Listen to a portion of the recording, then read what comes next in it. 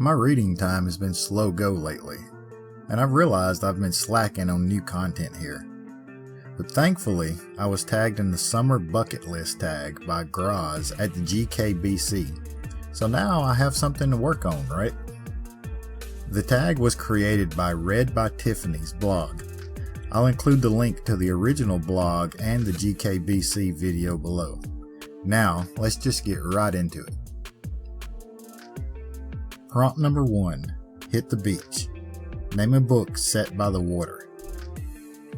I'm going to choose Tidepool by Nicole Willson. This story takes place in the early 1900s. An up-and-coming property developer has been traveling the east coast of the US to find the perfect location for the next big resort town, and stumbles upon the small, grimy town of Tidepool. The population is small, and the people are on the poorer side of life, so he thinks he can flash around some cash and dreams to easily win over the townspeople. But then, he comes up missing. The rest of the book involves his sister, Sorrow, as she tries to track down his whereabouts, getting herself tangled up in the dark town of Tidepool. Heavily inspired by the works of H.P. Lovecraft, this is a great recommendation for any fan of dark, seaside cosmic horror. Prompt number 2. Watch fireworks. Name a book that has a fiery romance. Romance isn't my cup of tea, so I'm blanking out at the moment with this prompt. So I'm going to take a hard pass on this one. Prompt number 3. Go for a road trip. Name a book that involves a journey. Is there a longer journey than a character being taken from modern times back through the past all the way to the crucifixion of Jesus Christ? That's what happens with Anne Rice's most popular character, the brat prince himself, Lestat, in Memnoch the Devil. The devil comes to Lestat to recruit him for his own army, but Lestat scoffs at the idea of the devil himself, so he is then taken back through time to show him that it's all true. But what happens when you place a vampire at the scene of the bloodstained grounds of the crucifixion? This is a must-read for anyone that enjoys the blending of gothic, horror, and religion. Prompt number 4. Camp Under the Stars. Name a book that left you starstruck. I wasn't 100% sure how to approach this prompt, but then I had a thought. What could be more starstruck than reading a single book on a whim and enjoying those characters so much that you immediately continue on a non-stop binge of the entire 16-book series? That happened to me with Kim Harrison's Hollow series. The series starts out with Dead Witch Walking, but the entire series follows a private investigator and witch, Rachel Morgan, and her partners, vampire Ivy Tamwood and pixie Jinx. Done mostly as crime novels, but with vampires, werewolves, demons, and anything else you can imagine, the series takes place in modern-day Cincinnati and is one of the best urban fantasy series I've ever read. Prompt number 5. Marathon some movies. Name a book you couldn't put down. That's easy.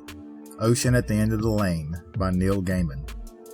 This is the first book that I've ever read in one complete sitting, and the first book to actually make me cry. Ocean at the End of the Lane is one of Neil Gaiman's finest works, and if you've ever read Neil Gaiman, you know that's saying something.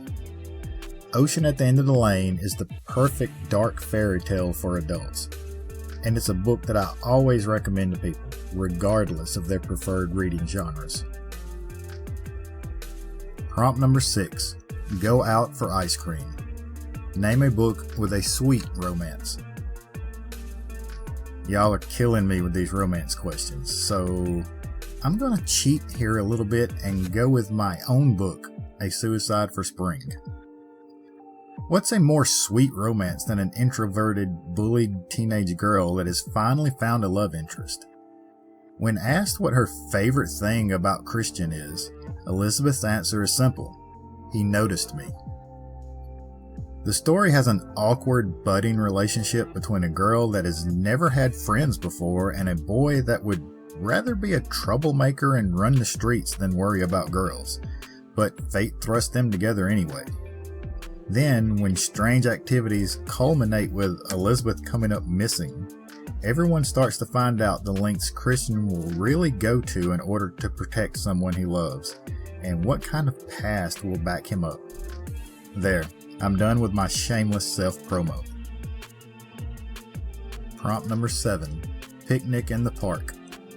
Name a book that was a breath of fresh air.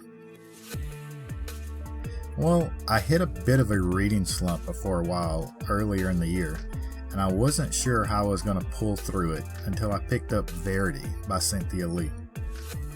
This book was exactly what I needed at the time. It's the perfect mix of gothic and horror. Verity reignited my desire to scour through indie stories for hidden gems like this one, and reminded me why Southern Gothic is one of my favorite genres. Plus, it's no secret to anyone that follows this channel that Cynthia Lee is my favorite indie writer and continues to hold firm to that title even now. Prompt number 8. Go for a hike. Name a character who conquered an obstacle. I'm gonna go with Bronwyn Hyatt from The Hum and the Shiver. Let's start with one of my favorite lines from The Hum and the Shiver. Something Bliss once told her came back vividly. They had been seated on the cliff looking down over the valley, their bare feet dangling in the breeze. Bronwyn had been maybe 10. There's no sanctity in life, Bliss told the younger girl. There's always something that has to kill something else, either to eat it or to protect itself from it. And even with people, there's some that just need killing. This story and the series that continues is one of the most magical dark series I've ever read. Set in a hidden town deep in Appalachia, the series follows a strange race of people known as the Tufa. No one really knows what the Tufa are, and it is said that when the first settlers arrived to the area, the Tufa were already there. In The Hum and the Shiver, we follow Bronwyn Hyatt, a private in the U.S. Army who is returning home after being wounded in the Middle East. Bronwyn used the army to escape her small backwoods town, but it doesn't appear that fate will let her leave totally. Thrown back into the secretive town and lifestyle of the Tufa, Bronwyn's story of overcoming is her trying to run from who she really is to accepting her role within the Tufa. This story sets the backdrop for the rest of the series and a cast of characters that will live in your mind long after you're finished reading the stories. If I could pick any book or series to become an actual real-life events with places and people that I could actually meet, the Tufa novels are way up on that list. A mix of dark fantasy, Celtic folklore, and an Appalachian town that just wants to be left alone. This is a contemporary fantasy must-read series for anyone that enjoys that genre. Prompt number 9. Grill Some BBQ. Name a book featuring delicious food. Delicious food isn't something that plays prominently in the sort of books that I read. But when thinking about this prompt, I couldn't help but think about Humanity Lost by Megan Douglas. A sci-fi suspense horror novella set in outer space, the story follows a ship returning to Earth. When it is hit by a small meteor and the crew is awakened from stasis months too early, they quickly find that their couple of weeks worth of food rations isn't gonna cut it.